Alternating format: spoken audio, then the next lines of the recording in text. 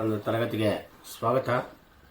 ನಾವು ಈಗಾಗಲೇ ಹಿಂದಿನ ತರಗತಿಯಲ್ಲಿ ಡಾಕ್ಟರ್ ಚೆನ್ನಣ್ಣ ವಾಲಿಕರ್ ಅವರು ಈಗಾಗಲೇ ಆ ರೈಲ್ವೆ ಸ್ಟೇಷನಲ್ಲಿ ಹೋಗಿ ಕೂತ್ಕೊಂಡಿದ್ದಂತಹ ಸಂದರ್ಭದಲ್ಲಿ ಗಾಡಿ ಬರೋದಕ್ಕೆ ಇನ್ನೂ 1 ತಾಸು ಇತ್ತು, ಇನ್ನೂ 1 ಗಂಟೆಗಳ ಕಾಲ ಇತ್ತು. ಅಲ್ಲಿವರೆಗೂ ತಾನು ಏನು ಮಾಡುವುದು ಅಂತ ಹೇಳ್ಬಿಟ್ಟು ಹೋಗಿ ಆ ರೈಲ್ವೆ ಸ್ಟೇಷನಲ್ಲಿ ಒಂದು ಕಟ್ಟೆ ಮೇಲೆ ಕಲ್ಲಿನ ಮೇಲೆ ಕೂತ್ಕೊಳ್ತಾರೆ. ಆಗ ಒಬ್ಬ ಶೇಂಗಾಕಾಯಿ ಮಾರುತ್ತಾ ಬಂದಂತಹ ವ್ಯಕ್ತಿಯ ಜೊತೆಯಲ್ಲಿ 30 ವರ್ಷಗಳ ಹಿಂದೆ ಓದಿದ್ದರ ನೆನಪಾಗುತ್ತೆ.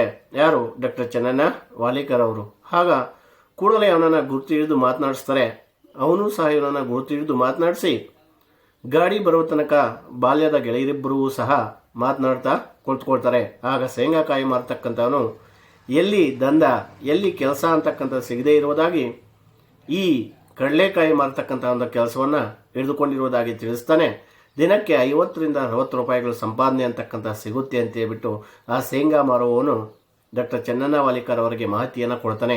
ಆಗ ಡಾಕ್ಟರ್ ಚೆನ್ನಣ್ಣ ವಾಲಿಕರ್ ಅವರು ತಮ್ಮ ಹೆಂಡತಿ ಮತ್ತು ಮಕ್ಕಳ ವಿವರವನ್ನು ಕೊಡ್ತಾ ಇದ್ದಂತೆ ಆ ಕಡೆಯಿಂದ ಗಾಡಿ ಬರುತ್ತೆ, ರೈಲು ಬರುತ್ತೆ. ತಾನು ಗಡಬಡಿಸಿ ಗಾಡಿಯನ್ನು ಹತ್ಕೊಳ್ತಾರೆ. ಗಡಬಡಿಸಿ ಆತ್ರದಿಂದ ಹೋಗಿ ಆ ರೈಲನ್ನು ಹತ್ಕೊಳ್ತಾರೆ. ಅವನು ಸಹ ತನ್ನ ಪಾಡಿ ತನ್ನ ಕಡಲೆಕಾಯಿ ಮಾರುತ್ತಾ ಹೊರಟೋಗ್ತಾನೆ. ಹೊರಟೋಗ್ತಕ್ಕಂಥ ಒಂದು ಸಂದರ್ಭದಲ್ಲಿ 2 ನಿಮಿಷ ಅಂತಕ್ಕಂಥ ನಿಂತು ಮರತೂರು ಅಂತಕ್ಕಂತಹ ಒಂದು ಹಿರೇನಂದೂರು ಅಂತಕ್ಕಂತಹ ಊರುಗಳಿಗೆ 2 ನಿಮಿಷ ಅಂತಕ್ಕಂಥದ್ದು ನಿಂತು ರೈಲು ಅಂತಕ್ಕಂಥದ್ದು ಮುಂದುವರಿಯುತ್ತೆ. ಆ ಮುಂದುವರಿದಂತಹ ಸಂದರ್ಭದಲ್ಲಿ ಮಧ್ಯರಾತ್ರಿ 12 ಗಂಟೆಯ ವೇಳೆಗೆ ಗಾಡಿ ಅಂತಕ್ಕಂಥ ಶಹಾಬಾದಿಗೆ ಬರುತ್ತೆ. ಮಧ್ಯರಾತ್ರಿ 12 ಗಂಟೆಯ ಹೊತ್ತಿಗೆ ಗಾಡಿ ಶಹಾಬಾದಿಗೆ ಬರುತ್ತೆ. ಆ ಶಹಾಬಾದಿಗೆ ಬಂದಂತಹ ಸಂದರ್ಭದಲ್ಲಿ ಮಳೆ ಅಂತಕ್ಕಂಥ ದೋ ಎಂದು ಮಳೆ ಅಂತಕ್ಕಂಥ ಸುರಿಯಲಾರಂಭಿಸುತ್ತೆ. ಆ ಸುರಿಯಲಾರಂಭಿಸ್ತಕ್ಕಂತಹ ಮಳೆಯ ಪೆಟ್ಟಿಗೆ ಹೊರಗಡೆ ಆಚೆಗಡೆ ಈಚೆ ಎಲ್ಲ ನಿಂತಿದ್ದಂತಹ ಜನರು ಸ್ಥಳವಿಲ್ಲದಷ್ಟು ಬಂದು ಆ ರೈಲ್ವೆ ಸ್ಟೇಷನಲ್ಲಿ ಬಂದು ಮುತ್ತುಕೊಳ್ತಾರೆ. ಆ ಮುತ್ತುಕೊಂಡಿದ್ದಂಥ ಒಂದು ಸಂದರ್ಭದಲ್ಲಿ ಮತ್ತೆ ಅಲ್ಲಿಂದ ಏನಾಗುತ್ತೆ ಅಂತಕ್ಕಂಥದ್ದು ನಾವು ನೋಡೋದಾದ್ರೆ ನೋಡಿ, ಮಳೆ ನಿಂತಿತ್ತು, ಜನ ಮಲ್ಕೊಂಡಿತ್ತು, ವಾಚ್ ನೋಡ್ಕೊಂಡಿದೆ, ಒಂದಾಗುತ್ತಿತ್ತು. ನೋಡಿ ಅಲ್ಲಿ ಯಾವ ಥರ ಭಾಷೆ ಅಂತಕ್ಕಂಥ ಮಳೆ ನಿಂತಿತ್ತು, ಜನ ಮಲ್ಕೊಂಡಿತ್ತು, ವಾಚ್ ನೋಡಿಕೊಂಡೆ, ಒಂದಾಗುತ್ತಿತ್ತು ಅಂದರೆ ಇಲ್ಲಿ ಈಗಾಗಲೇ ಡಾಕ್ಟರ್ ಚೆನ್ನಣ್ಣ ವಾಲಿಕರ್ ಅವರು ಗಾಡಿ ಅಂದರೆ ರೈಲ್ ಅಂತಕ್ಕಂಥ ಶಹಾಬಾದಿಗೆ ಬಂದು ನಿಂತ್ಕೊಂಡಿದೆ. ಆ ಶಹಾಬಾದಿಗೆ ಬಂದು ನಿಂತ್ಕೊಂಡಂತಹ ಸಂದರ್ಭದಲ್ಲಿ ಸಮಯ ಮಧ್ಯರಾತ್ರಿ 12 ಗಂಟೆ ಅಂತಕ್ಕಂಥದ್ದು ಆಗಿದೆ. ಜನ ಇಲ್ಲಿ ಮಳೆ ಅಂತಕ್ಕಂಥ ನಿಂತು ಹೋಯ್ತು, ಜನ ಅಂತಕ್ಕಂಥದ್ದು ಮಲ್ಕೊಂಡಿತ್ತು, ವಾಚ್ ನೋಡ್ಕೊಳ್ತಾರೆ, ಸಮಯವನ್ನು ನೋಡ್ಕೊಳ್ತಾರೆ. ಸಮಯ 1 ಗಂಟೆ ಅಂತಕ್ಕಂಥದ್ದು ಆಗ್ತಾ ಇದ್ದಂಗೆ ಬೆಳಗಾಗಲು ಇನ್ನೂ 5 ತಾಸು, ಬೆಳಗಾಗೋದಕ್ಕೆ ಇನ್ನೂ 5 ಗಂಟೆಗಳ ಕಾಲ ಅಂತಕ್ಕಂಥದ್ದು ಇದೆ. ಅಲ್ಲಿ ತನಕ ತಾನೇನು ಮಾಡುವುದು, ಹೇಗೆ ಹೊತ್ತು ಕಳೆಯುವುದು ಎಂದಾಗ ನಾನು ಓದಿದ ಹೈಸ್ಕೂಲ್ ನೆನಪಾಯಿತು ಅಂತ ಹೇಳ್ತಾರೆ. ಅಂದರೆ ಇಲ್ಲಿ ಡಾಕ್ಟರ್ ಚೆನ್ನಣ್ಣ ವಾಲಿಕರ್ ಅವರು ಈಗಾಗಲೇ ಬಂದು ಶಹಾಬಾದ್ನಲ್ಲಿ ಬಂದು ಎಳೆದುಕೊಂಡಿದ್ದಾರೆ. ಶಹಾಬಾದ್ನಲ್ಲಿ ಬಂದು ಎಳ್ಕೊಂಡಿದ್ದಂಥ ಸಂದರ್ಭದಲ್ಲಿ ಬೆಳಗಾಗೋದಕ್ಕೆ ಇನ್ನೂ 5 ಗಂಟೆಗಳ ಕಾಲ ಸಮಯ ಅಂತಕ್ಕಂಥದ್ದು ಇದೆ. ಅಲ್ಲಿವರೆಗೂ ತಾನು ಏನು ಮಾಡುವುದು, ಹೇಗೆ ಸಮಯವನ್ನು ಕಳ್ತಕ್ಕಂಥದ್ದು ಅಂತ ಹೇಳಿದಂತಹ ಸಂದರ್ಭದಲ್ಲಿ ತಾನು ಓದಿದ್ದರ ಒಂದು ಹೈಸ್ಕೂಲ್ ನೆನಪಾಗುತ್ತೆ. ಯಾರಿಗೆ? ಡಾಕ್ಟರ್ ಚೆನ್ನಣ್ಣ ವಾಲಿಕರ್ ಅವರಿಗೆ. ಈ ಶಹಾಬಾದಿನಲ್ಲೇ 5ನೇ ತರಗತಿಯನ್ನು ಓದಿರ್ತಾರೆ. ಯಾರಂತಂದರೆ ಡಾಕ್ಟರ್ ಚೆನ್ನಣ್ಣ ವಾಲಿಕರ್ ಅವರು ಅಂತಕ್ಕಂಥವ್ರು. ಈಗ ನಾವು ಯಾವುದಾದ್ರೂ ದೂರ ಪ್ರವಾಸಕ್ಕೆ ಹೋದಂಥ ಒಂದು ಸಂದರ್ಭದಲ್ಲಿ ಈಗ ಯಾವುದಾದ್ರೂ ಇಲ್ಲ ಮೈಸೂರು ಇಲ್ಲ ನಾವು ಯಾವುದಾದ್ರೂ ಈ ಜೋಗ್ ಫಾಲ್ಸೋ ಈ ಥರ ನೋಡೋದಕ್ಕೆ ಹೋದಂಥ ಒಂದು ಸಂದರ್ಭದಲ್ಲಿ ಆ ಹತ್ತಿರದಲ್ಲೇ ಯಾವುದಾದ್ರೂ ಒಂದು ಹೈಸ್ಕೂಲ್ನಲ್ಲಿ ನಾವೇನಾದರೂ ಓದಿದ್ರೆ ನಮಗೂ ಸಹ ಒಂದು ರೀತಿ ಆಶ್ಚರ್ಯ ಅಂತಂದರೆ ಸಂತೋಷ ಅಂತಕ್ಕಂಥದ್ದು ಆಗುತ್ತೆ. ಅಲ್ಲೇನಾದರೂ ಸಮಯ ಅಂತಕ್ಕಂಥದ್ದು ಆಗೋಗ್ಬಿಟ್ರೆ ಅಯ್ಯೋ ನಾನು ಓದಿರ್ತಕ್ಕಂಥ ಒಂದು ಹೈಸ್ಕೂಲು ಇಲ್ಲೇ ಇದೆ, ಅಥವಾ ನಾನು ಓದಿರ್ತಕ್ಕಂಥ ಒಂದು ಹೈಸ್ಕೂಲ್ ಜೊತೆಗೆ ಹಾಸ್ಟೆಲ್ ಅಂತಕ್ಕಂಥದ್ದು ವಿದ್ಯಾರ್ಥಿ ನಿಲಯ ಅಂತಕ್ಕಂಥದ್ದು ಇಲ್ಲೇ ಇದೆ ಅಂತೇಳ್ಬಿಟ್ಟು ಅವರು ಅಂದ್ಕೊಳ್ತಾರೆ. ಈಗ ಗಾಡಿ ಬರೋದಕ್ಕೆ ಇನ್ನೂ 5 ಗಂಟೆಗಳ ಕಾಲ ಅಂತಕ್ಕಂಥದ್ದು ಇದೆ. ಅಲ್ಲಿವರೆಗೂ ತಾನೇನು ಮಾಡೋದು, ಹೇಗೆ ಸಮಯವನ್ನು ಕಳೀತಕ್ಕಂಥದ್ದು ಅಂತ ಅನ್ಕೊಳ್ತಾ ಇದ್ದಂಗೆ ಡಾಕ್ಟರ್ ಚೆನ್ನಣ್ಣ ವಾಲಿಕರ್ ಅವರಿಗೆ ತಾನು ಓದಿದಂಥ ಒಂದು ಹೈಸ್ಕೂಲ್ ನೆನಪಾಗುತ್ತೆ. ಹೈಸ್ಕೂಲ್ ನೆನಪಾಗಿ ನೋಡಿ ಅಲ್ಲಿ ಏನು ಅನ್ಕೊಳ್ತಾರೋ, 5 ನಿಮಿಷದಲ್ಲಿ ಹೋಗುತ್ತೇನೆ, 5 ನಿಮಿಷದಲ್ಲಿ ಈ ರೈಲ್ವೆ ಸ್ಟೇಷನಿಂದ ನಾನು ಓದಿದಂಥ ಒಂದು ಹೈಸ್ಕೂಲ್ಗೆ ಹೋಗ್ತೇನೆ. ಅಲ್ಲಿ ವರಂಡದಲ್ಲಿ ಸಾಕಷ್ಟು ಜಾಗ ಇರುವುದು, ಅಂದರೆ ಶಾಲೆಯ ಮುಂದೆ ಜಗುಲಿ ಅಂತ ಕರಿತೀವಿ. ಆ ಶಾಲೆಯ ಮುಂದೆ ಜಗುಲಿ ಅಂತಕ್ಕಂತಹ ಒಂದು ವರಂಡದಲ್ಲಿ ಸಾಕಷ್ಟು ಜಾಗ ಅಂತಕ್ಕಂಥದ್ದು ಇದೆ. ಅಲ್ಲಿ ಹೋಗಿ ಮಲಗಿದರೆ ಆಯಿತು ಅಂತ ಹೇಳ್ಬಿಟ್ಟು ಅಲ್ಲಿ ಒಬ್ಬ ಚಪರಾಸಿ ಇರುವನು. ಚಪರಾಸಿ ಅಂತಂದರೆ ಇಲ್ಲಿ ಒಬ್ಬ ಜವಾನ ಅಂತಕ್ಕಂಥವನು, ಸೇವಕ ಅಂತಕ್ಕಂಥವನು ಇರ್ತಾನೆ, ಅಥವಾ ಕಾವಲುಗಾರ ಅಂತಕ್ಕಂಥವನು, ವಾಚ್ಮ್ಯಾನ್ ಅಂತ ಏನು ಕರಿತೀವಿ ಅಂತ ಚಪರಾಸಿ ಅಂತಂದರೆ ಇಲ್ಲಿ ಕಾವಲುಗಾರ ಅಥವಾ ಸೇವಕ ಅಥವಾ ವಾಚ್ಮ್ಯಾನ್ ಅಂತ ಏನು ಕರಿತೀವಿ ಅವನು ಇರುವನು. ನಾನು ಹಳೆಯ ವಿದ್ಯಾರ್ಥಿ ಎಂದರೆ ಬಿಡುವನು ಎಂದು ನಿರ್ಧರಿಸಿ ಆ ಕಡೆಗೆ ಹೊರಟರೆ ಅಂತ. ಅಂದರೆ ಡಾಕ್ಟರ್ ಚೆನ್ನಣ್ಣ ವಾಲೇಕರ್ ಅವರು ಈಗಾಗಲೇ ರೈಲು ಬರೋದಕ್ಕೆ ಇನ್ನೂ 5 ಗಂಟೆಗಳ ಕಾಲ ಸಮಯ ಅಂತಕ್ಕಂಥದ್ದು ಇದೆ. ಅಲ್ಲಿವರೆಗೂ ತಾನು ಏನು ಮಾಡೋದು ಅಂತ ಅನ್ಕೊಳ್ತಾ ಇದ್ದಂಗೆ ತಾನು ಓದಿದಂಥ ಒಂದು ಶಹಾಬಾದ್ನಲ್ಲಿ ತಾನು ಓದಿದಂಥ ಒಂದು ಹೈಸ್ಕೂಲ್ ನೆನಪಾಗುತ್ತೆ. ಇಲ್ಲಿಂದ 5 ನಿಮಿಷದಲ್ಲಿ ಅಲ್ಲಿಗೆ ಹೋಗ್ತೇನೆ. ಅಲ್ಲಿ ಒಬ್ಬ ಚಪರಾಸಿ, ಅಲ್ಲಿ ಒಬ್ಬ ಸೇವಕ ಇರ್ತಾನೆ, ಜವಾನ ಇರ್ತಾನೆ. ನಾನು ಇಲ್ಲಿ ಓದಿದಂತಹ ಹಳೆಯ ವಿದ್ಯಾರ್ಥಿ ಅಂತ ಹೇಳಿದ್ರೆ ಅವನು ನನಗೆ ಮಲಗೋದಕ್ಕೆ ಅವಕಾಶ ಮಾಡಿಕೊಡ್ತಾನೆ ಅಂತ ಹೇಳ್ಬಿಟ್ಟು ನಿರ್ಧರಿಸಿ ಆ ಕಡೆಗೆ ಹೋಗ್ತಾನೆ. ಹೋಗಿದಾಗ ನೋಡಿ, ಬರೋದ್ರೊಳಗಾಗಿ ಶಾಲೆಯ ವರಂಡದಲ್ಲಿ ಚಪರಾಸಿ ಒಬ್ಬನೇ ಇದ್ದನು. ಬರೋದ್ರೊಳಗಾಗಿ ಶಾಲೆಯ ವರಂಡದಲ್ಲಿ ಆ ಸೇವಕ ಜವಾನ ಆಗಿರ್ತಕ್ಕಂಥ ಒಬ್ಬನೇ ಇದ್ದನು. ನಾನು ಹಳೆಯ ವಿದ್ಯಾರ್ಥಿ ಎಂದಾಗ ಮಲಗಲು ಅನುಕೂಲ ಮಾಡಿದನು. ಅಂದರೆ ಈ ಕೆಲವೊಂದು ಸಂದರ್ಭಗಳಲ್ಲಿ ನಾವು ಏನೋ ದೂರ ಹೋದಂಥ ಒಂದು ಸಂದರ್ಭದಲ್ಲಿ ಅಲ್ಲಿ ರಿಕ್ವೆಸ್ಟ್ ಮಾಡಿಕೊಂಡೆ, ಸರ್ ನಾನು 2015ನೇ ಸಾಲಿನಲ್ಲಿ ಇಲ್ಲಿ ಓದ್ತಾ ಇದ್ದಂಥ ಒಬ್ಬ ವಿದ್ಯಾರ್ಥಿ, ಬೇಕಾದರೆ ನಿಮ್ಮ ಒಂದು ರಿಜಿಸ್ಟರ್ ಬುಕ್ನಲ್ಲಿ ಬೇಕಾದರೆ ಚೆಕ್ ಮಾಡ್ಕೊಳ್ಳಿ, ನಾನು ಎಲ್ಲಿ ಸುಳ್ಳು ಹೇಳ್ತಾ ಇಲ್ಲ ಅಂತ ಅವನು ರಿಕ್ವೆಸ್ಟ್ ಮಾಡ್ಕೊಂಡಂಥ ಸಂದರ್ಭದಲ್ಲಿ, ಅಯ್ಯೋ ಪಾಪ ಬಿಡು, ಈ ಒಂದು ಶಾಲೆಯಲ್ಲಿ ಓದಿರ್ತಕ್ಕಂಥವ್ರು ಅಂತ ಹೇಳ್ಬಿಟ್ಟು ನಾವು ಯಾವ ರೀತಿ ಅವಕಾಶ ಕೊಡ್ತೀವೋ ಅದೇ ರೀತಿಯಾಗಿ ಇಲ್ಲಿ ಆ ಜವಾನ ಆಗಿರ್ತಕ್ಕಂಥವನು ಡಾಕ್ಟರ್ ಚೆನ್ನಣ್ಣ ವಾಲೇಕರ್ ಅವರು ಹೇಳಿದ ತಕ್ಷಣ ಅವನಿಗೆ ಮಲಗೋದಕ್ಕೆ ಅವಕಾಶವನ್ನು ಕೊಡ್ತಾನೆ. ನಾನು ಹಳೆಯ ವಿದ್ಯಾರ್ಥಿ ಎಂದಾಗ ಮಲಗಲು ಅನುಕೂಲ ಮಾಡಿದನು. ನನ್ನ ಬ್ಯಾಗ್ನಲ್ಲಿದ್ದ ಲುಂಗಿ ಹಾಸಿ ಅದೇ ಉಟ್ಟಬಟ್ಟೆ ಮೇಲೆ ಮಲಗಿದೆ. ಅದೇ ಬ್ಯಾಗ್ನಲ್ಲಿದ್ದಂಥ ಒಂದು ಲುಂಗಿಯನ್ನು ಹಾಸ್ಕೊಂಡು ಚಾಪೆಯನ್ನಾಗಿ ಆರಿಸಿ ಅದೇ ಉಟ್ಟಬಟ್ಟೆಯ ಮೇಲೆ ಹಾಗೆ ಮಲಗಿಬಿಡ್ತಾರೆ. ಯಾರು? ಡಾಕ್ಟರ್ ಚೆನ್ನಣ್ಣ ವಾಲೇಕರ್ ಅವರು ಮಲಗಿಬಿಟ್ರೆ ನೋಡಿ, ಅರ್ಧ ತಾಸಾಯಿತು ನಿದ್ದೆಯೇ ಹತ್ತಲಿಲ್ಲ ಅಂತ.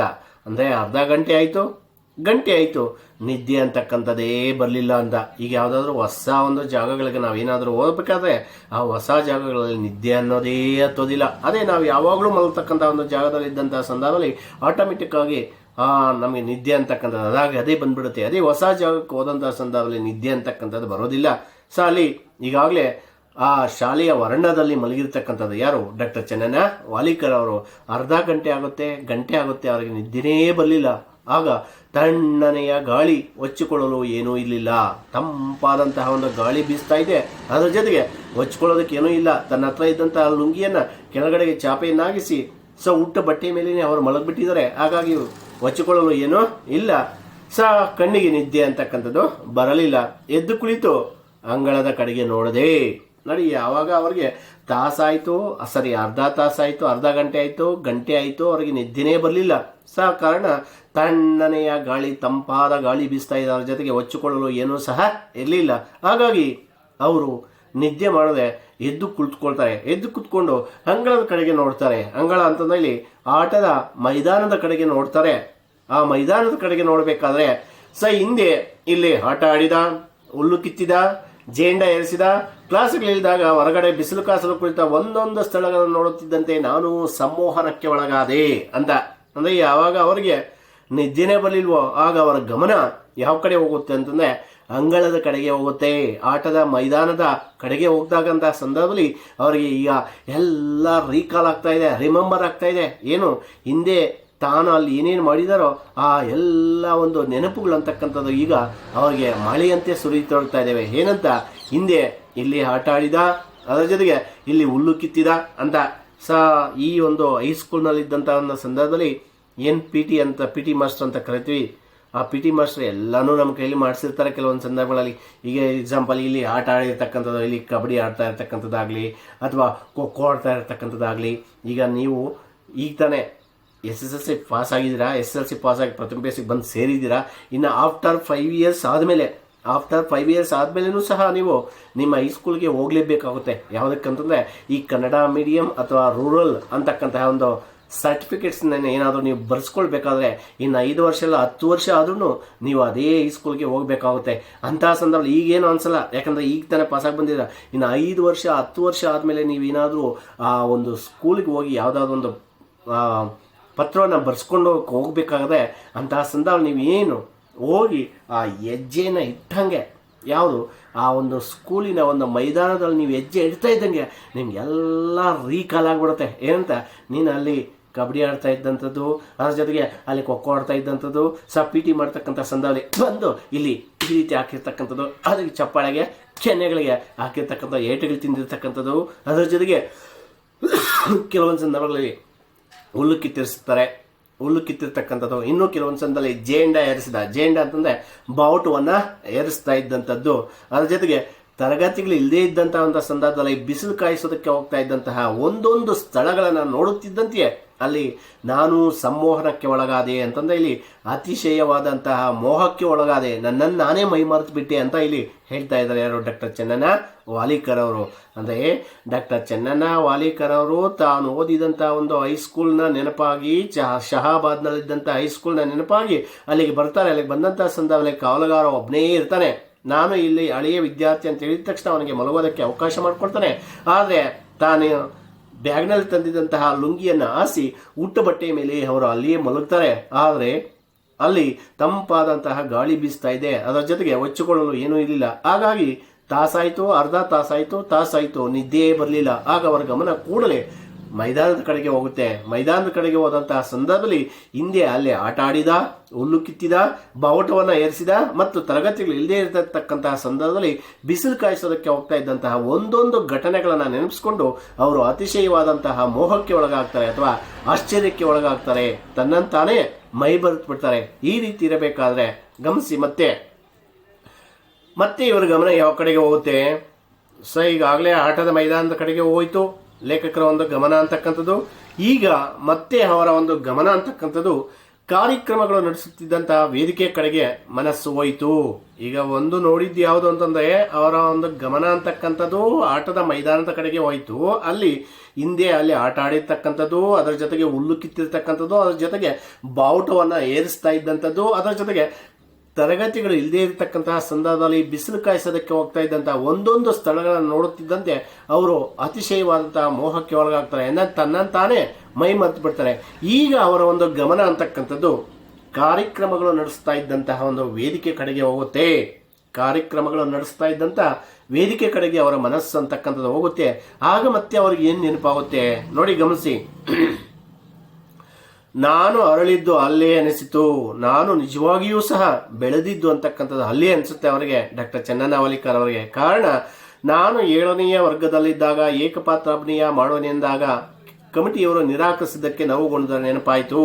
ಈಗ ಅಲ್ಲಿ ನಿಜವಾಗಿಯೂ ನಾನು ಪ್ರಗತಿ ಹೊಂದಿದ್ದು, ಅಭಿವೃದ್ಧಿ ಹೊಂದಿದ್ದು ಅಲ್ಲೇ ಅನಿಸುತ್ತೆ ಅವರಿಗೆ. ಕಾರಣ, ಕಾರ್ಯಕ್ರಮಗಳು ನಡೆಸ್ತಾ ಇದ್ದಂತಹ ವೇದಿಕೆ ಕಡೆಗೆ ಡಾಕ್ಟರ್ ಚೆನ್ನಣ್ಣ ವಾಲಿಕರ್ ಅವರ ಮನಸ್ಸು ಅಂತಕ್ಕಂಥದ್ದು ಹೋಗುತ್ತೆ. ಆ ಮನಸ್ಸು ಅಂತಕ್ಕಂಥದ್ದು ಹೋದಂತಹ ಸಂದರ್ಭದಲ್ಲಿ ನಾನು ಅರಳಿದ್ದು ಅಲ್ಲೇ ಅನಿಸುತ್ತೆ. ಕಾರಣ, 7ನೇ ತರಗತಿಯಲ್ಲಿದ್ದಂತಹ ಸಂದರ್ಭದಲ್ಲಿ ನಾನು ಏಕಪಾತ್ರ ಅಭಿನಯ ಮಾಡುತ್ತೇನೆಂದಾಗ ಕಮಿಟಿಯವರು ನಿರಾಕರಿಸಿದ್ರ, ನೆನಪುಗೊಂಡಿದ್ರ, ನೋವಾಯಿತು ಅಂತ ಹೇಳ್ತಾರೆ. ಈಗ ಹೈಸ್ಕೂಲಲ್ಲಿ ಓದುವಂತಹ ಸಂದರ್ಭದಲ್ಲಿ ಈ ಒಂದು ಸಾಂಸ್ಕೃತಿಕ ಚಟುವಟಿಕೆಗಳಲ್ಲಿ ಪಾಲ್ಗೊಳ್ಳೋದಕ್ಕೆ ಎಲ್ಲ ವಿದ್ಯಾರ್ಥಿಗಳಿಗೂ ಸಹ ಸಂತೋಷ ಅಂತಕ್ಕಂಥದ್ದು ಇರುತ್ತೆ. ಇಂಥದ್ದು ಸಂದರ್ಭದಲ್ಲಿ ಏನಾದರೂ ಈಗ ಎಕ್ಸಾಂಪಲ್ ಯಾವುದಾದ್ರು ಭಾವಗೀತೆ ಆಗಿರ್ಬೋದು ಅಥವಾ ಇನ್ನೊಂದು ಯಾವುದಾದ್ರು ಜನಪದ ಗೀತೆ ಆಗ್ಬೋದು. ಇಂತಹ ಸಂದರ್ಭಕ್ಕೆ ಯಾರಾದ್ರೂ ಹೆಸರುಗಳು ಕೊಡಿ ಅಂತ ಹೇಳಿದಾಗ ಎಲ್ಲರೂ ಕೊಟ್ಬಿಡ್ತಾರೆ ಹೆಸರುಗಳು.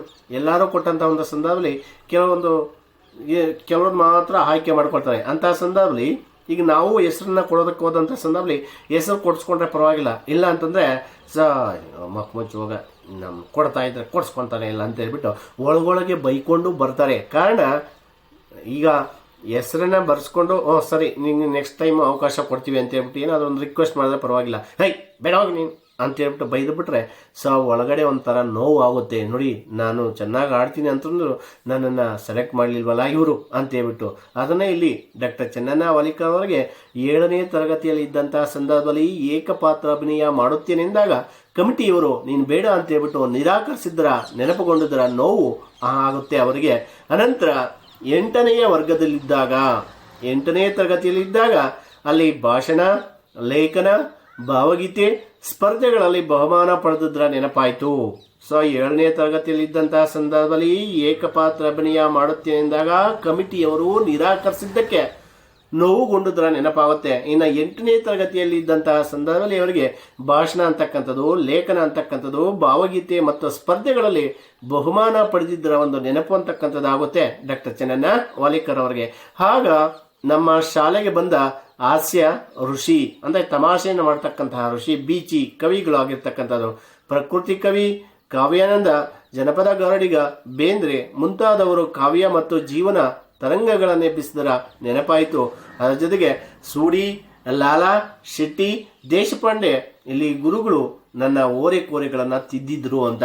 ಅಂದರೆ ಸೂಡಿ, ಲಾಲ, ಶೆಟ್ಟಿ, ದೇಶಪಾಂಡೆ ಆಗಿರ್ತಕ್ಕಂತಹ ಈ ಗುರುಗಳು ಡಾಕ್ಟರ್ ಚೆನ್ನಣ್ಣ ವಾಲಿಕರ್ ಅವರಂಥ ಓರೆಕೋರೆಗಳು ಅಂತಂದರೆ ತನ್ನಲ್ಲಿದ್ದಂಥ ಎಲ್ಲ ತಪ್ಪುಗಳನ್ನು ತಿದ್ದಿ ಒಳ್ಳೆಯ ಉತ್ತಮವಾದಂತಹ ವ್ಯಕ್ತಿಯನ್ನಾಗಿ ರೂಪಿಸಿದ್ದಂತಹ ಗುರುಗಳಾಗಿರ್ತಕ್ಕಂಥವ್ರು ಯಾರು ಅಂತಂದರೆ ಇಲ್ಲಿ ಸೂಡಿ, ಲಾಲ, ಶೆಟ್ಟಿ, ದೇಶಪಾಂಡೆ ಅಂತ ಇಲ್ಲಿ ಹೇಳ್ತಾರೆ. ಇಲ್ಲಿ 2 ಅಂಕದ ಪ್ರಶ್ನೆ ಕೇಳ್ತಾರೆ ವಿದ್ಯಾರ್ಥಿಗಳೇ, ನಿರೂಪಕರ ಓರೆಕೋರೆಗಳನ್ನು ತಿದ್ದಿದ ಗುರುಗಳು ಯಾರು ಅಂತ. ನಿರೂಪಕರ ಓರೆಕೋರೆಗಳನ್ನು ತಿದ್ದಿದಂತಹ ಗುರುಗಳು ಸೂಡಿ, ಲಾಲ, ಶೆಟ್ಟಿ, ದೇಶಪಾಂಡೆ. ನಿರೂಪಕರ ಓರೆಕೋರೆಗಳನ್ನು ತಿದ್ದಿದ ಗುರುಗಳು ಯಾರು ಅಂತ 2 ಮಾಸಿಗೆ ಕೇಳ್ತಾನೆ. ನಿರೂಪಕರ ಓರೆಕೋರೆಗಳು ಅಂದರೆ ನಿರೂಪಕರಲ್ಲಿದ್ದಂತಹ ಎಲ್ಲ ತಪ್ಪುಗಳನ್ನು ತಿದ್ದಿ ಉತ್ತಮವಾದಂತಹ ವ್ಯಕ್ತಿಯನ್ನಾಗಿ ರೂಪಿಸಿದಂತಹ ಶಿಕ್ಷಕರು ಯಾರು ಅಂತಂದರೆ ಇಲ್ಲಿ ಸೂಡಿ, ಲಾಲ, ಶೆಟ್ಟಿ, ದೇಶಪಾಂಡೆ ಈ ಗುರುಗಳು ನನ್ನ ಓರೆಕೋರೆಗಳನ್ನು ತಿದ್ದಿದ್ರು ಅಂತ. ಕೆಲವೊಂದು ಸಂದರ್ಭಗಳಲ್ಲಿ ಹೈಸ್ಕೂಲ್ನಲ್ಲಿದ್ದಂತಹ ಒಂದು ಶಿಕ್ಷಕರನ್ನು ಮರೆಯೋದಕ್ಕೆ ಸಾಧ್ಯನೇ ಇಲ್ಲ. ಕಾರಣ 3 ವರ್ಷಗಳ ಕಾಲ ಅವರು ನಮಗೆ ವಿದ್ಯಾಭ್ಯಾಸವನ್ನು ಕಲಿಸಿರ್ತಾರೆ. ನಮ್ಮಲ್ಲಿ ನಾವು ಏನೇ ಒಂದು ತಪ್ಪು ಮಾಡಿದ್ರು ಆ ತಪ್ಪುಗಳೆಲ್ಲವನ್ನೂ ಸಹ ಕ್ಷಮಿಸಿ ನಮಗೆ ಒಳ್ಳೆಯ ವಿದ್ಯಾಭ್ಯಾಸ ಅಂತಕ್ಕಂಥದ್ದನ್ನು ಕೊಟ್ಟಿರ್ತಾರೆ. ಹಾಗಾಗಿ ಕೆಲವೊಂದು ಶಿಕ್ಷಕರು ಮಾತ್ರ 10ನೇ ತರಗತಿಯಲ್ಲಿರ್ತಕ್ಕಂಥ ಶಿಕ್ಷಕರು ನಮಗೆ ಅಚ್ಚಳಿಯದೆ ನಮ್ಮ ಮನಸ್ಸಿನಲ್ಲಿ ಉಳಿದುಕೊಳ್ತಾರೆ. ಕಾರಣ ಒಬ್ಬ ವಿದ್ಯಾರ್ಥಿ ಅಂತಕ್ಕಂಥದ್ದು ಏನೇ ತಪ್ಪು ಮಾಡಿದ್ರೂ ಸಹ ಅಥವಾ ಅವನಿಗೆ ಓದೋದಕ್ಕೆ ಸರಿಯಾಗಿ ಬರದೇ ಇದ್ರೂ ಸಹ ಪರವಾಗಿಲ್ಲ, ಅವನಿಗೆ 1 ಬಾರಿ ಅಲ್ಲ ಅದನ್ನು 10 ಸಾರಿ ಹೇಳಿಕೊಟ್ಟು ನೀನು ಚೆನ್ನಾಗಿ ಓದಿ ಚೆನ್ನಾಗಿ ಬರಿ ಅಂತ ಹೇಳ್ಬಿಟ್ಟು ಅವ್ರಿಗೆ ಒಂದು ರೀತಿ ಎನ್ಕರೇಜ್ಮೆಂಟ್ ಅಂತಕ್ಕಂಥದ್ದು ಅವರಿಗೆ ಕೊಡ್ತಾ ಇದ್ದಂಥ ಸಂದರ್ಭದಲ್ಲಿ ಈ 10ನೇ ತರಗತಿ ಓದುವಂಥ ಸಂದರ್ಭದಲ್ಲಿ ಆ ಶಿಕ್ಷಕರಾಗಿರ್ತಕ್ಕಂಥವರು ಆ ವಿದ್ಯಾರ್ಥಿಗಳ ಮನಸ್ಸಿನಲ್ಲಿ ಅಚ್ಚಳಿಯದೆ ಉಳಿದುಕೊಳ್ತಾರೆ ಅಂತಕ್ಕಂಥದ್ದು. ಕೆಲವೊಂದು ಸಂದರ್ಭಗಳಲ್ಲಿ ಶಿಕ್ಷಕರಾಗಿರ್ತಕ್ಕಂಥವರು ವಿದ್ಯಾರ್ಥಿಗಳ ಒಂದು ಕಷ್ಟ ಸುಖಗಳನ್ನು ಅರಿತು ಅವರಲ್ಲಿ ಬೆರೆತು ಇರಬೇಕಾಗುತ್ತೆ. ಅಂತಹ ಸಂದರ್ಭದಲ್ಲಿ ಆ ಗುರುಗಳಾಗಿರ್ತಕ್ಕಂಥವ್ರು ಮರೆಯದೆ ಅಚ್ಚಳಿಯದೆ ಉಳಿದುಕೊಳ್ತಾರೆ ಅಂತಕ್ಕಂಥದ್ದು ಈಗ ನಿಮಗೆ ಬಂದಿರುತ್ತೆ ಅಂತಕ್ಕಂಥದ್ದು. ಅದನ್ನೇ ಇಲ್ಲಿ ನಿರೂಪಕರು ಹೇಳ್ತಾ ಇರ್ತಕ್ಕಂಥದ್ದು ಸೂಡಿ, ಲಾಲ, ಶೆಟ್ಟಿ, ದೇಶಪಾಂಡೆ ಈ 4 ಗುರುಗಳು ಆ ನಿರೂಪಕರಲ್ಲಿದ್ದಂತಹ ಓರೆಕೋರೆಗಳಂತಂದರೆ ತಪ್ಪುಗಳನ್ನು ತಿದ್ದಿ ಒಳ್ಳೆಯ ಉತ್ತಮ ವ್ಯಕ್ತಿಯನ್ನಾಗಿ ರೂಪಿಸಿದಂತಹ ಕೀರ್ತಿ ಈ ಗುರುಗಳಿಗೆ ಸಲ್ಲುತ್ತೆ ಅಂತ ಹೇಳ್ತಾರೆ. ಅದನ್ನು 2 ಅಂಕದ ಪ್ರಶ್ನೆ ಕೇಳ್ತಾನೆ. ನಿರೂಪಕರ ಓರೆಕೋರೆಗಳನ್ನು ತಿದ್ದಿದ ಗುರುಗಳು ಯಾರು ಅಂತ.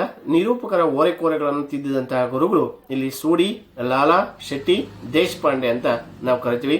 ಇದಾದ ನಂತರ ನನ್ನ ಶಹಾಬಾದ ಶಾಲೆಯ ಮಾಸ್ತರ ನೆನಪಾಗುತ್ತಲೇ ನನ್ನೂರಲ್ಲಿ ಬೀಜಾಕ್ಷರ ಬಿತ್ತಿ ತಮ್ಮ ಜೊತೆಗೆ ಶಹಾಬಾದಿಗೆ ಕರೆದುಕೊಂಡು ಬಂದ ಶಾಸ್ತ್ರಿ ಮಾಸ್ತರ ನೆನಪು ಬಂದಾಗ ಕೆಲ ಕ್ಷಣ ಮೂಕನಾಗಿ ಹೋದೆ.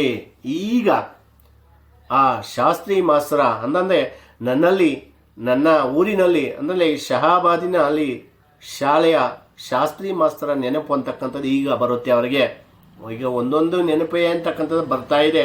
ಒಂದೊಂದು ನೆನಪುಗಳನ್ನು ನೆನಪಿಸ್ಕೊಳ್ತಾ ಇದ್ದಾರೆ. ಯಾರು? ಡಾಕ್ಟರ್ ಚೆನ್ನಣ್ಣ ವಾಲಿಕರ್ ಅವರಾಗಿರ್ತಕ್ಕಂಥವ್ರು. ಅಂದರೆ ಇಲ್ಲಿ ಮೊದಲಿಗೆ ಅವರು ಆಟದ ಮೈದಾನದ ಕಡೆಗೆ ನೋಡ್ತಾರೆ. ಆಟದ ಮೈದಾನದ ಕಡೆಗೆ ನೋದಂತಹ ಸಂದರ್ಭದಲ್ಲಿ ಅಲ್ಲಿ ಹಿಂದೆ ಆಟ ಆಡಿರ್ತಕ್ಕಂಥದ್ದು, ಹುಲ್ಲು ಕಿತ್ತಿರ್ತಕ್ಕಂಥದ್ದು, ಬಾವುಟವನ್ನು ಆರಿಸ್ತಾ ಇದ್ದಂಥದ್ದು, ಅದರ ಜೊತೆಗೆ ತರಗತಿಗಳು ಇಲ್ಲದೆ ಇರತಕ್ಕಂತಹ ಸಂದರ್ಭದಲ್ಲಿ ಬಿಸಿಲು ಕಾಯಿಸೋದಕ್ಕೆ ಹೋಗ್ತಾ ಇದ್ದಂತಹ ಒಂದೊಂದು ಸ್ಥಳಗಳನ್ನು ನೋಡುತ್ತಿದ್ದಂತೆ ಅವರು ಅತಿಶಯವಾದಂತಹ ಮೋಹಕ್ಕೆ ಒಳಗಾಗ್ತಾರೆ. ಅಂದರೆ ತನ್ನನ್ನು ತಾನೇ ಮೈಮಾರ್ತು ಬಿಡ್ತಾರೆ. ಅನಂತರ ಅವರ ಗಮನ ಅಂತಕ್ಕಂಥದ್ದು ಕಾರ್ಯಕ್ರಮಗಳನ್ನು ನಡೆಸ್ತಾ ಇದ್ದಂತಹ ವೇದಿಕೆ ಕಡೆಗೆ ಹೋಗುತ್ತೆ. ಆ ವೇದಿಕೆ ಕಡೆಗೆ ಹೋದಂತಹ ಸಂದರ್ಭದಲ್ಲಿ 7ನೇ ತರಗತಿಯಲ್ಲಿದ್ದಂತಹ ಸಂದರ್ಭದಲ್ಲಿ ಏಕಪಾತ್ರ ಅಭಿನಯ ನಾನು ಮಾಡ್ತೀನಿ ಅಂತ ಹೇಳಿದಾಗ ಕಮಿಟಿಯವರು ನಿರಾಕರಿಸಿದ್ದಕ್ಕೆ ನೋವುಗೊಂಡುದರ ನೆನಪಾಗುತ್ತೆ. ಇನ್ನು 8ನೇ ತರಗತಿಯಲ್ಲಿದ್ದಂತಹ ಸಂದರ್ಭದಲ್ಲಿ ಅಲ್ಲಿ ಭಾಷಣ, ಲೇಖನ, ಭಾವಗೀತೆ ಸ್ಪರ್ಧೆಗಳಲ್ಲಿ ಬಹುಮಾನ ಪಡೆದುಕೊಂಡ ಒಂದು ನೆನಪು ಅಂತಕ್ಕಂಥದ್ದಾಗುತ್ತೆ. ಅನಂತರ ಅಲ್ಲಿ ನಮ್ಮ ಶಾಲೆಗೆ ಬಂದ ಹಾಸ್ಯ ಋಷಿ ಬೀಚಿ, ಪ್ರಕೃತಿ ಕಾವ್ಯಾನಂದ, ಜಾನಪದ ಗಾಡಿಗ ಬೇಂದ್ರೆ ಇವರ ಒಂದು ಜೀವನ ತರಂಗ ಎಬ್ಬಿಸಿದ ನೆನಪಾಗುತ್ತೆ. ಅನಂತರ ಅವರಿಗೆ ಸೂಡಿ, ಲಾಲಾ, ಶೆಟ್ಟಿ, ದೇಶಪಾಂಡೆ ನನ್ನ ಓರೆಕೋರೆಗಳನ್ನು ತಿದ್ದಿದಂತಹ ಗುರುಗಳು ನೆನಪಾಗುತ್ತೆ. ಈಗ ಅವರಿಗೆ ನನ್ನ ಶಹಾಬಾದ ಶಾಲೆಯ ಶಾಸ್ತ್ರಿ ಮಾಸ್ತರ ನೆನಪಾಗುತ್ತಲೇ ನನ್ನೂರಲ್ಲಿ ಬೀಜಾಕ್ಷರ ಬಿತ್ತಿ ತಮ್ಮ ಜೊತೆಗೆ ಶಹಾಬಾದಿಗೆ ಕರೆದುಕೊಂಡು ಬಂದ ಶಾಸ್ತ್ರಿ ಮಾಸ್ತರ ನೆನಪು ಬಂದಾಗ ಕೆಲ ಕ್ಷಣ ಮೂಕನಾಗಿ ಹೋದೆ ಅಂತ ನಿಮಗೆ ಮೊದಲೇ ಹೇಳಿದ್ದೀನಿ. ಎಲ್ಲೋ ಇದ್ದ ಕಲ್ಲನ್ನು ಕಡೆದು ದೇಗುಲದ ಒಳಗಡೆ ಇಟ್ಟ ಕೀರ್ತಿ ಶಾಸ್ತ್ರಿ ಮಾಸ್ತರ್ಗೆ ಸಲ್ಲುತ್ತೆ. ಎಲ್ಲೋ ದನ ಕರು ಎಮ್ಮೆಗಳನ್ನು ಮೇಯಿಸಿಕೊಂಡಿದ್ದಂತಹ ಡಾಕ್ಟರ್ ಚೆನ್ನಣ್ಣ ವಾಲಿಕರ್ ಅವರನ್ನ ತಂದು 4 ಗೋಡೆಗಳ ಕೋಟೆಯ ಬಂಧನದಲ್ಲಿ ಬಂಧಿಸಿ ಅವನಿಗೆ ಒಳ್ಳೆಯ ವಿದ್ಯಾಭ್ಯಾಸವನ್ನು ಕೊಟ್ಟು ಉತ್ತಮವಾಗಿ ವ್ಯಕ್ತಿಯನ್ನ ರೂಪಿಸಿದಂತಹ ಕೀರ್ತಿ ಯಾರಿಗೆ ಸಲ್ಲುತ್ತೆ ಅಂದ್ರೆ ಶಾಸ್ತ್ರಿ ಮಾಸ್ತರ್ಗೆ ಸಲ್ಲುತ್ತೆ. ಅಂತ ಶಾಸ್ತ್ರಿ ಮಾಸ್ತರ ನೆನಪು ಅಂತಕ್ಕಂಥದ್ದು ಆಗ್ತಾ ಇದ್ದಂಗೆ ಅವರು ಒಂದು ರೀತಿ ಮೂಕನಾಗಿ ಹೋಗ್ತಾರೆ. ಕಾರಣ ಬೀಜಾಕ್ಷರವನ್ನ ಬಿತ್ತಿದ್ದಾರೆ. ಅವರಲ್ಲಿ ಒಳ್ಳೆಯ ಜ್ಞಾನ ಅಂತಕ್ಕಂಥ ಬರೋ ಹಾಗೆ ಮಾಡಿರ್ತಕ್ಕಂತಹ ವ್ಯಕ್ತಿ ಶಾಸ್ತ್ರಿ ಮಾಸ್ತರು ಅಂತಕ್ಕಂಥದ್ದು. ಅದನ್ನೇ ಇಲ್ಲಿ ಹೇಳ್ತಾರೆ ನೋಡಿ, ಎಲ್ಲೋ ಬಿದ್ದ ಕಲ್ಲನ್ನು ಕಳೆದು ದೇಗುಲದ ಒಳಗಡೆ ಇಟ್ಟ ಕೀರ್ತಿ ಶಾಸ್ತ್ರಿ ಮಾಸ್ತರ್ಗೆ ಸಲ್ಲುವುದೆಂಬ ವಿಚಾರ ಬಂದಾಗ ಇಂದಿನ ನೆನಪುಗಳೆಲ್ಲ ಮಳೆಯಂತೆ ಸುರಿಯತೊಡಗಿದವು ಅಂತ. ಅಂದ್ರೆ ಎಲ್ಲೋ ಇದ್ದಂತಹ ಕಲ್ಲನ್ನ ಕಡೆದು ದೇಗುಲದ ಒಳಗಡೆ ಇಟ್ಟಂತಹ ಕೀರ್ತಿ ಶಾಸ್ತ್ರಿ ಮಾಸ್ತರ್ಗೆ ಸಲ್ಲುತ್ತದೆ ಎಂಬ ವಿಚಾರ ನೆನಪಾದಾಗ ಮಾತ್ರ ಈ ಇಂದಿನ ನೆನಪುಗಳು ಮಳೆಯಂತೆ ಸುರಿಯತೊಡಗುತ್ತವೆ. ಈಗ ಶಾಸ್ತ್ರಿ ಮಾಸ್ತರು ಹಿಂದೆ ಆ ನಿರೂಪಕರನ್ನ ಯಾವ ರೀತಿ ನೋಡ್ಕೊಳ್ತಾ ಇದ್ರು, ಯಾವ ರೀತಿ ಬೆಳೆಸಿದ್ರು, ಯಾವ ರೀತಿ ಅವನಿಗೆ ತಿನ್ನಿಸಿದ್ರು ಅಂತಕ್ಕಂಥ ಎಲ್ಲ ನೆನಪುಗಳು ಅಂತಕ್ಕಂಥದ್ದು ಈಗ ಬರ್ತಾ ಇದೆ. ಯಾರಿಗೆ? ನಿರೂಪಕರಿಗೆ ಆಗಿರ್ತಕ್ಕಂಥದ್ದು. ಇಷ್ಟು ಅರ್ಥ ಆಗಿದೆಯಾ ವಿದ್ಯಾರ್ಥಿಗಳೇ? ಇದನ್ನೇ ನೋಡಿ, ಕಾರ್ಯಕ್ರಮಗಳು ನಡೆಸುತ್ತಿದ್ದಂತಹ ವೇದಿಕೆ ಕಡೆಗೆ ಮನಸ್ಸು ಹೋಯಿತು. ನಾನು ಅರಳಿದ್ದು, ನಾನು ಬೆಳೆದಿದ್ದು ನಿಜವಾಗಿ ಅಲ್ಲಿ ಅನಿಸಿತು. ಕಾರಣ 7ನೇ ವರ್ಗದಲ್ಲಿದ್ದಾಗ ಏಕಪಾತ್ರ ಅಭಿನಯ ಮಾಡುತ್ತೇನೆಂದಾಗ ಕಮಿಟಿಯವರು ನಿರಾಕರಿಸಿದ್ದಕ್ಕೆ ನೋವುಗೊಂಡುದರ ನೆನಪಾಗುತ್ತೆ. ಇನ್ನು 8ನೇ ವರ್ಗದಲ್ಲಿದ್ದಾಗ ಭಾಷಣ, ಲೇಖನ, ಭಾವಗೀತೆ ಸ್ಪರ್ಧೆಗಳಲ್ಲಿ ಬಹುಮಾನ ಪಡೆದಿದ್ದರ ನೆನಪಾಯಿತು. ಆಗ ನಮ್ಮ ಶಾಲೆಗೆ ಬಂದ ಹಾಸ್ಯ ಋಷಿ ಬೀಚಿ, ಪ್ರಕೃತಿ ಕವಿ ಕಾವ್ಯಾನಂದ, ಜಾನಪದ ಗಾಡಿಗ ಬೇಂದ್ರೆ ಮುಂತಾದವರು ಕಾವ್ಯ ಮತ್ತು ಜೀವನ ತರಂಗಗಳನ್ನೆಬ್ಬಿಸಿದರ ನೆನಪಾಯಿತು. ಸೂಡಿ, ಲಾಲಾ, ಶೆಟ್ಟಿ, ದೇಶಪಾಂಡೆ ಗುರುಗಳು ನನ್ನ ಓರೆಕೋರೆಗಳನ್ನು ತಿದ್ದಿದ್ರು. ನನ್ನ ಶಹಾಬಾದ ಶಾಲೆಯ ಮಾಸ್ತರ್ ನೆನಪಾಗುತ್ತಲೇ ನನ್ನಲ್ಲಿ, ನನ್ನ ಊರಲ್ಲಿ ಬೀಜಾಕ್ಷರ ಬಿತ್ತಿ ತಮ್ಮ ಜೊತೆಗೆ ಶಹಾಬಾದಿಗೆ ಕರೆದುಕೊಂಡು ಬಂದ ಶಾಸ್ತ್ರಿ ಮಾಸ್ತರ್ ನೆನಪಂದಾಗ ಕೆಲ ಕ್ಷಣ ಮೂಕನಾಗಿ ಹೋಗ್ತಾರೆ. ಅಂತಂದ್ರೆ ಎಲ್ಲೋ ದನ ಕರುಗಳು ಎಮ್ಮೆಗಳನ್ನು ಮೇಯಿಸಿಕೊಂಡಿದ್ದಂತಹ ಡಾಕ್ಟರ್ ಚೆನ್ನಣ್ಣ ವಾಲಿಕರ್ ಅವರನ್ನ ತಮ್ಮ ಜೊತೆಗೆ ಕರೆದುಕೊಂಡು ಬಂದು ಶಹಾಬಾದಿನಲ್ಲಿ ತಮ್ಮ ಮನೆಯಲ್ಲಿ ಇಟ್ಕೊಂಡು ಓದಿಸಿ ಅವನನ್ನು ಒಳ್ಳೆಯ ಉತ್ತಮ ಪ್ರಜೆಯನ್ನಾಗಿ ಮಾಡಿದಂತಹ ವ್ಯಕ್ತಿ ಯಾರಂತಂದ್ರೆ ಶಾಸ್ತ್ರಿ ಮಾಸ್ತರು. ಅಂತಹ ಶಾಸ್ತ್ರಿ ಮಾಸ್ತರ ಒಂದು ನೆನಪು ಬಂದ ತಕ್ಷಣ ಈಗ ನೆನಪುಗಳು ಮಳೆಯಂತೆ ಸುರಿಯತೊಡಗ್ತಾ ಇದ್ದಾವೆ. ಯಾರಿಗೆ? ಡಾಕ್ಟರ್ ಚೆನ್ನಣ್ಣ ವಾಲಿಕರ್ ಅವರಿಗೆ. ಈಗ ಯಾವ ರೀತಿ ಡಾಕ್ಟರ್ ಚೆನ್ನಣ್ಣ ವಾಲಿಕರ್ ಅವರನ್ನ ಮುಂದಕ್ಕೆ ತಂದರು, ಯಾವ ರೀತಿ ಅವರನ್ನು ಕಷ್ಟಪಟ್ಟು ಓದಿಸಿದ್ರು ಅಂತಕ್ಕಂಥದ್ದು ಈಗ ನಮಗೆ ಆ ಶಾಸ್ತ್ರಿ ಮಾಸ್ತರ ವ್ಯಕ್ತಿತ್ವ ಅಂತಕ್ಕಂಥದ್ದು ಗೊತ್ತಾಗುತ್ತೆ. ನಿರೂಪಕರನ್ನು ಯಾವ ರೀತಿ ಅವರನ್ನು ಮುಂದಕ್ಕೆ ತಂದರು ಅಂತಕ್ಕಂಥದ್ದು ಗಮನಿಸಿ. ಇಲ್ಲಿ ನನ್ನ ಬಾಲ್ಯ ಆರಂಭವಾದದ್ದೇ ಅಕ್ಕನ ಊರಿನಲ್ಲಿ. ಯಾರಲ್ಲಿ ಹೇಳ್ತಾ ಇರ್ತಕ್ಕಂಥದ್ದು? ನಿರೂಪಕರಾಗಿರ್ತಕ್ಕಂಥ ಡಾಕ್ಟರ್ ಚೆನ್ನಣ್ಣ ವಾಲಿಕರ್ ಅವರು. ನನ್ನ ಬಾಲ್ಯ ಅಂತಕ್ಕಂಥ, ನನ್ನ ಚಿಕ್ಕ ವಯಸ್ಸು ಅಂತಕ್ಕಂಥದ್ದು ಆರಂಭವಾಗಿದ್ದೆ ನಮ್ಮ ಅಕ್ಕನ ಊರಿನಲ್ಲಿ. ಆ ಕೇರಿಯಲ್ಲಿ ಎಲ್ಲ ಹುಡುಗರು ದನ ಕಾಯುವರಾದ್ದರಿಂದ ನಾನು ದನ ಕಾಯಲು ಹೊರಟೆ ಅಂತ. ಇಲ್ಲಿ ಡಾಕ್ಟರ್ ಚೆನ್ನಣ್ಣ ವಾಲಿಕರ್ ಅವರಂದ ಚಿಕ್ಕ ವಯಸ್ಸು ಅಂತಕ್ಕಂಥದ್ದು ಆರಂಭವಾಗಿದ್ದೆ ಅವರ ಅಕ್ಕನ ಒಂದು ಊರಿನಲ್ಲಿ. ಆ ಕೇರಿ ಅಂದ್ರೆ ಆ ಬೀದಿಯಲ್ಲಿ ಎಲ್ಲ ಹುಡುಗರು ಸಹ ದನ ಕಾಯುವರಾದ್ರಿಂದ ನಾನು ಸಹ ದನ ಕಾಯಲು ಹೊರಟೆ. ಡಾಕ್ಟರ್ ಚೆನ್ನಣ್ಣ ವಾಲಿಕರ್ ಅವರು ಸಹ ದನ ಕಾಯೋದಕ್ಕೆ ಹೊರಡ್ತಾರೆ. ಅಲ್ಲಿ ಅಕ್ಕ ಸಾಲಿ ಕಲಿಸಬೇಕೆಂದ್ರು ಆ ಕೇರಿಯ ಹುಡುಗರ ಪ್ರೀತಿಯಲ್ಲಿ ಸಾಲಿಗೆ ಚಕ್ಕರ್ ಕೊಟ್ಟು ಅವರ ಜೊತೆ ದನ ಕಾಯೋನಾದೆ ಅಂತ. ಅಕ್ಕ ಆಗಿರ್ತಕ್ಕಂಥವ್ರು ಇವನಿಗೆ ವಿದ್ಯಾಭ್ಯಾಸವನ್ನ ಕಲಿಸ್ಬೇಕು, ಶಾಲೆಗೆ ಕಳಿಸ್ಬೇಕು ಅಂತಕ್ಕಂಥ ಆಸೆಯನ್ನು ಹೊಂದಿದ್ರು ಸಹ ಈ ಡಾಕ್ಟರ್ ಚೆನ್ನಣ್ಣ ವಾಲಿಕರ್ ಅವರು ಮಾತ್ರ ಏನ್ ಮಾಡ್ತಾ ಇರ್ತಾರೆ ಅಂತಂದ್ರೆ ಆ ಸಾಲಿಗೆ ಚಕ್ಕರ್ ಕೊಟ್ಟು, ಅಂದ್ರೆ ಶಾಲೆಗೆ ಚಕ್ಕರ್ ಹಾಕಿ, ಶಾಲೆಗೆ ರಜೆ ಅಂತಕ್ಕಂಥದ್ದು ಹಾಕಿ ಶಾಲೆಗೆ ತಪ್ಪಿಸ್ಕೊಂಡು ಆ ಕೇರಿಯ ಆ ಬೀದಿಯಲ್ಲಿರ್ತಕ್ಕಂಥ ಹುಡುಗರ ಜೊತೆ ಹೋಗಿ ದನ ಕಾಯೋದಕ್ಕೆ ಹೊರಡ್ತಾ ಇದ್ರು. ಯಾರು? ಡಾಕ್ಟರ್ ಚೆನ್ನಣ್ಣ ವಾಲಿಕರ್ ಅವರು. ಯಾಕೆ ದನ ಕಾಯೋದಕ್ಕೆ ಹೊರಡ್ತಾ ಇದ್ರು ಅವರು ಅಂತಂದ್ರೆ ನೋಡಿ, ಇದೊಂದು ಸಂತೋಷ ಅಂತಕ್ಕಂಥದ್ದು ಇರುತ್ತೆ. ಈ ದನ ಕಾಯೋದಂತಂದ್ರೆ ಒಂದು ರೀತಿ ಸಂತೋಷ. ಯಾಕೆ ಸಂತೋಷ ನೋಡಿ, ಅವರು ಹೇಳ್ತಾರೆ ಪ್ರತಿನಿತ್ಯ ಟೊಂಕಕ್ಕೆ ರೊಟ್ಟಿ ಬುತ್ತಿ ಕಟ್ಟಿಕೊಂಡು ದನ ಕಾಯಲು ಹೋಗುವುದರಿಂದ ಎಂತ ಸಂತೋಷ. ಪ್ರತಿನಿತ್ಯ ಟೊಂಕಕ್ಕೆ ಅಂತಂದ್ರೆ ಇಲ್ಲಿ ನೀವು ಕುರಿ ಮೇಯಿಸ್ತಕ್ಕಂಥ ನೋಡಿರ್ಬೋದು. ಇಲ್ಲಿ ದಾರದಲ್ಲಿ ನೇಯ್ದಿರ್ತಾರೆ, ಒಂದು ರೀತಿ ಬುಟ್ಟಿ ತರ ನೇಯ್ದಿರ್ತಾರೆ. ಆ ಬುಟ್ಟಿಯಲ್ಲಿ ಎಲ್ಲ ಮುದ್ದೆ ಸಾಂಬಾರ್ ಎಲ್ಲ ಅದಕ್ಕೆ ಈ ಟೊಂಕಕ್ಕೆ ತಗಲಾಕೊಂಡಿರ್ತಾರೆ. ಟೊಂಕಕ್ಕೆ ಬುತ್ತಿ ಕಟ್ಕೊಂಡು ಈ ದನ ಕರು ಎಮ್ಮೆ ಮೇಯಿಸುವುದಂದ್ರೆ ಎಲ್ಲಿಲ್ಲದ ಸಂತೋಷ. ಯಾಕಂತಂದ್ರೆ ಟೊಂಕಕ್ಕೆ ರೊಟ್ಟಿ ಬುತ್ತಿ ಕಟ್ಕೊಂಡು ದನ ಕಾಯಲು ಹೋಗೋದಂದ್ರೆ ಎಂಥ ಸಂತೋಷ ಅಂತ. ಅಂದರೆ ಆ ದನ ಕಾಯ್ದಿರ್ತಕ್ಕಂಥವ್ರಿಗೆ ಗೊತ್ತಾಗುತ್ತೆ ಅದರ ಸಂತೋಷ ಅಂತಕ್ಕಂಥದ್ದು. ನಾನು ಕಾಯ್ದೀನಿ ಪ್ರತಿ ಭಾನುವಾರ ಅಂತಕ್ಕಂಥದ್ದು ಬಂದ ತಕ್ಷಣ ನಾವು ಶನಿವಾರ ಇರ್ತಾ ಇಲ್ಲ. ಶನಿವಾರ ಯಾಕಂತಂದರೆ ಅಪ್ಡೇಟ್ ಬಿಡ್ತಾ ಇದ್ದು ಬರೋಷ್ಟೊತ್ತಿಗೆ 4 ಗಂಟೆ ಅಥವಾ 3 ಗಂಟೆ ಆಗೋಗೋದು. ಭಾನುವಾರ ಮಾತ್ರ ಪ್ರತಿ ದಿವಸ ನಾವೇ ಬಿಡಬೇಕಾಗಿತ್ತು ಎಮ್ಮೆಗಳನ್ನು. ಆ ದನ ಕರು ಎಮ್ಮೆಗಳನ್ನು ಮೇಯಿಸೋದಂತಂದರೆ ಎಲ್ಲಿಲ್ಲದ ಸಂತೋಷ. ಯಾಕೆ ಸಂತೋಷ ನೋಡಿ ಅಲ್ಲಿ ಹೇಳ್ತಾರೆ ನಿರೂಪಕರು. ಸೊ ಎಂಥ ಸಂತೋಷ.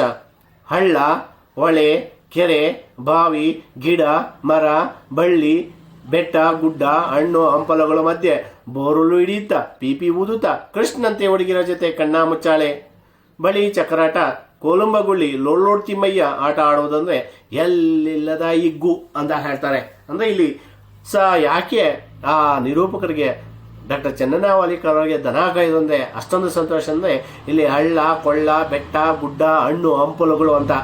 ಅಲ್ಲಿ ನೋಡೋದಕ್ಕೆ ಹಳ್ಳ ಕೊಳ್ಳಗಳು ಅಂತಕ್ಕಂಥ ಇರುತ್ತೆ, ಬೆಟ್ಟ ಗುಡ್ಡ ಅಂತಕ್ಕಂಥದ್ದು ಇರುತ್ತೆ. ಅದರ ಜೊತೆಗೆ ಇಲ್ಲಿ ಹಣ್ಣು ಹಂಪಲುಗಳು ಅಂತಕ್ಕಂಥದ್ದು. ಈ ದನಗಳನ್ನು ಮೇಯಿಸ್ಕೊಂಡು ಹೋದಂಥ ಸಂದರ್ಭದಲ್ಲಿ ಕೆಲವೊಂದು ಹಣ್ಣುಗಳಾಗಿರ್ತಕ್ಕಂಥ ಹಣಸ್ಕಾಯಿ ಇರುತ್ತೆ, ಹಣಸಿನ ಮರಗಳಿರುತ್ತೆ. ಹಣಸಿನ ಮರಗಳಿಗೆ ಜೊತೆ ಸೇರ್ತಕ್ಕಂಥದ್ದು ನೀನು ಕಿತ್ಕೊಂಡು ಹೋಗು, ನಾವು ಈ ಒಂದು ಹಸುಗಳನ್ನು ನೋಡ್ಕೊಂಡಿರ್ತೀವಿ ಅಂತ ಹೇಳ್ಬಿಟ್ಟು ಆ ಹಣಸಿನಕಾಯಿನ ಕಿತ್ಕೊಂಡ್ಬರ್ತಕ್ಕಂಥದ್ದು. ಮತ್ತು ಎಲ್ಲಾದರೂ ಪರಂಗಿ ಹಣ್ಣು ಇದ್ದರೆ ಆ ಪರಂಗಿ ಹಣ್ಣು ಕಿತ್ಕೊಂಡ್ಬರ್ತಕ್ಕಂಥದ್ದು ಎಲ್ಲ ಸ್ವಲ್ಪ ತಿಂತಕ್ಕಂಥದ್ದು. ಅದರ ಜೊತೆಗೆ ಇಲ್ಲಿ ಹೊಳೆ ಅಂದರೆ ನದಿ ಅಂತಕ್ಕಂಥದ್ದು. ಅದರ ಜೊತೆಗೆ ಹಳ್ಳ ಅಂತಕ್ಕಂಥ, ಕೆರೆಗಳು ಅಂತಕ್ಕಂಥ, ಬಾವಿಗಳು ಅಂತಕ್ಕಂಥ ಇರುತ್ತೆ. ಆ ಕೆರೆಯಲ್ಲಿ ಈಜೋಡಿತಕ್ಕಂಥದ್ದು, ಬಾವಿಯಲ್ಲಿ ಹೋಗಿ ಈಜೋಡಿತಕ್ಕಂಥದ್ದು.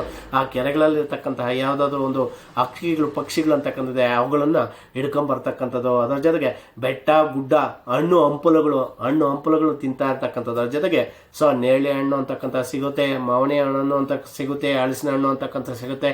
ಇವತ್ತು ಯಾವುದು ಹಣ್ಣು ಸಿಗೋದಿಲ್ಲ ನ್ಯಾಚುರಲ್ ಆಗಿ. ಅದೇ ಹಿಂದಿನ ಕಾಲದಲ್ಲಿ ಎಲ್ಲ ಹಣ್ಣುಗಳು ನ್ಯಾಚುರಲ್ ಆಗಿ ಹೋಗಿ ಸಿಗ್ತಾ ಇದ್ವು. ದನ ಕರುಗಳಿಗೆ ಹೋದಂಥ ಸಂದರ್ಭದಲ್ಲಿ ನೇರಳೆ ಹಣ್ಣು ಸಿಗ್ತಾ ಇತ್ತು ಅಂತಕ್ಕಂಥದ್ದು.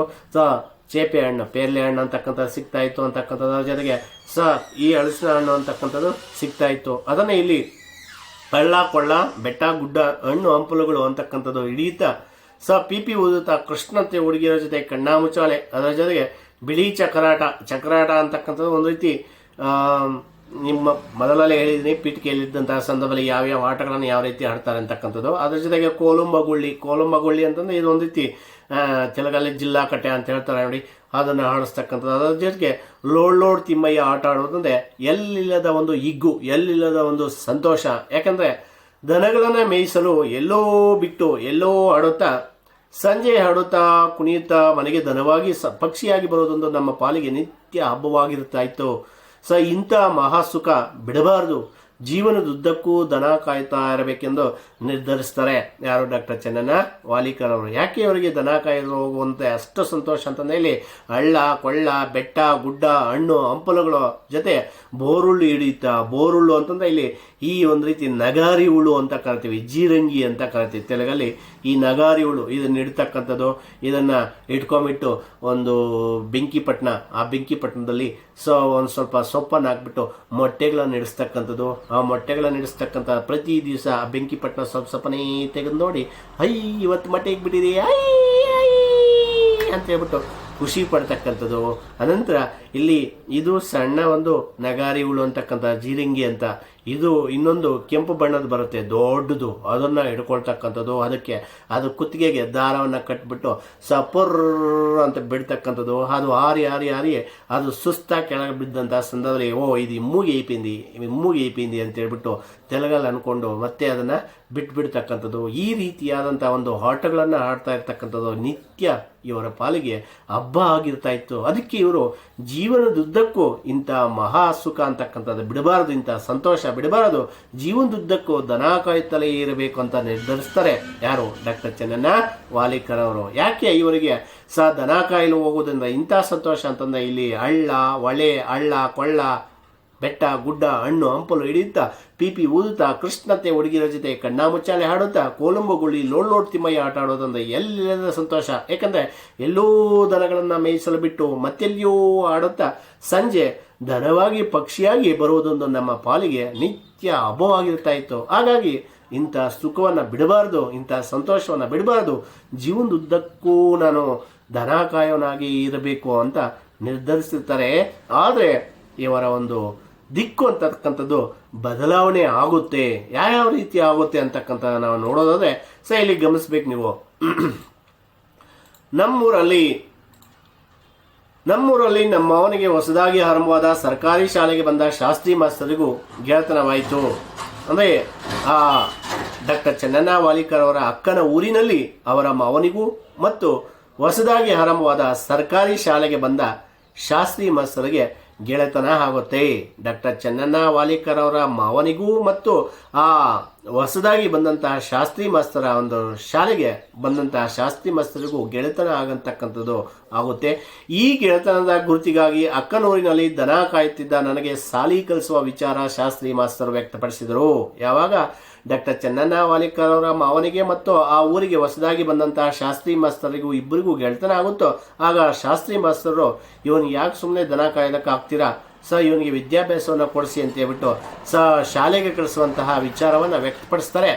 ಆಗ ಇದರಿಂದ ನನ್ನ ತಂದೆ ಬಂದು ನನ್ನನ್ನು ಒಡೆದು ಬಡಿದು ನನ್ನ ಪ್ರೀತಿಯ ದನಗಳನ್ನು ಗೆಳೆಯರನ್ನು ನನ್ನ ಪ್ರೀತಿಸಿದ ಹೊಳೆ, ಹಳ್ಳ, ಗಿಡ, ಮರ, ಗುಡ್ಡ, ಬೆಟ್ಟ, ಹಣ್ಣು ಹಂಪಲುಗಳು, ಬೋರ್ವೆಲ್ಗಳಿಂದ ಅಗಲಿಸಿ ಎಳ್ಕೊಂಡು ಊರಿಗೆ ತಂದನು. ಯಾವಾಗ ಶಾಸ್ತ್ರಿ ಮಾಸ್ತರ್ ಆಗಿರ್ತಕ್ಕಂಥವರು ಡಾಕ್ಟರ್ ಚೆನ್ನಣ್ಣ ವಾಲಿಕರ್ ಅವರ ಮಾವನಿಗೆ ಇಬ್ಬರಿಗೂ ಗೆಳೆತನ ಉಂಟಾಗಿ ಡಾಕ್ಟರ್ ಚೆನ್ನಣ್ಣ ವಾಲಿಕರ್ ಅವರನ್ನ ಶಾಲೆಗೆ ಕಳಿಸ್ಬೇಕಂತಕ್ಕಂಥ ವಿಚಾರವನ್ನು ವ್ಯಕ್ತಪಡಿಸಿದ್ರು.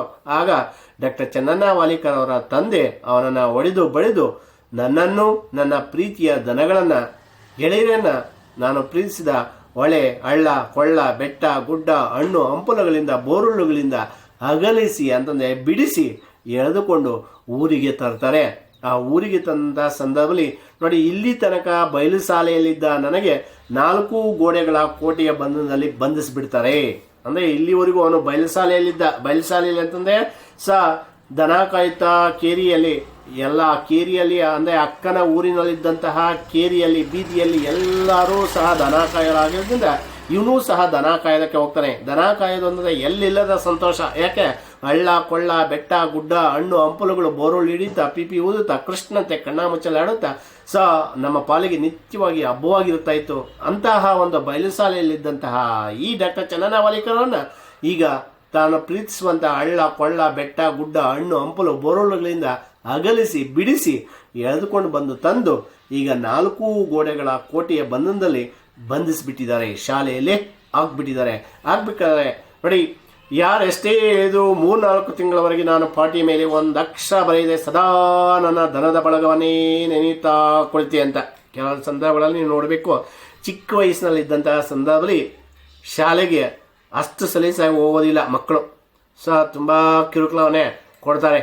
ಕೆಲವು ಸಂದರ್ಭಗಳಲ್ಲಿ ಅವರಿಗೆ ಏನೆಲ್ಲ ಸ್ನ್ಯಾಕ್ಸನ್ನು ಹಾಕಬೇಕು, ಅದ್ರ ಜೊತೆಗೆ ಏನೆಲ್ಲ ತಿಂಡಿಗಳನ್ನು ಕೊಟ್ಟು ಹೋಗಪ್ಪ ಅಂತಂದರೆ ಹೋಗ್ತಾರೆ. ಮತ್ತೆ ಇನ್ನೇನು ಬಸ್ ಬಂತು, ನಾನು ಹೋಗಲ್ಲ ಅಂತ ಅಂದ್ಬಿಡ್ತಾರೆ. ಅಂತಂದರೆ ಈಗ ಅವರನ್ನು ಈ ಡಾಕ್ಟರ್ ಚೆನ್ನಣ್ಣ ವಾಲಿಕರ್ ಅವರ ಕತೆ ಇದೇ ರೀತಿ ಆಗಿರತಕ್ಕಂಥದ್ದು. ಅದಕ್ಕಾಗಿ ಯಾರು ಎಷ್ಟೇ ಹೇಳಿದ್ರು ಅವರು ಪಾಠಿಯ ಕಡೆ ಅಂದರೆ ಶಾಲೆಯ ಕಡೆ, ವಿದ್ಯಾಭ್ಯಾಸದ ಕಡೆಗೆ ಗಮನವನ್ನು ಹರಿಸೋದೇ ಇಲ್ಲ.